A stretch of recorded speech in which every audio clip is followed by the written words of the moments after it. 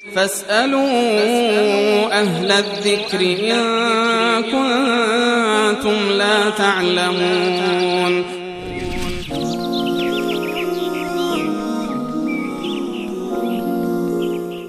برادر عزیزمون پرسیدن که کسی که نماز تراویح رو به امامت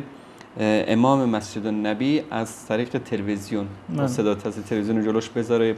اقتدا بکنه به امام مسجد النبی، درسته؟ یکی از شرایط اقتدا اتصال مکانی هست که باید، یعنی از نظر مکانی باید با امام نزدیک باشه و حتی در داخل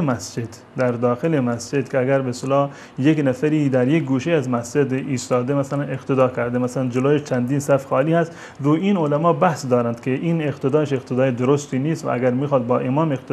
به امام اقتدا بکنه باید برود در کنار و در یک از این صفها بیستد. پس بنابراین کسانی که از جاهای خیلی دور، مسافت‌ها کیلومترها و هزاران کیلومتر میخوان اقتدا بکنن به مسجد النبی یا به مسجد الحرام، این امر جایز نیست و این اقتدای درستی نیست. خودشون در داخل منزل خودشون به صورت فرادا، اگر چند نفر هستن به صورت جماعت، میتونن به هر اندازه که تونستن نماز تراویح را خودشون اقامه بکنن و اقتدا به حرمین شریفین یا هر مسجد دیگر از راه تلویزیون یا گیرنده ها جایز نیست.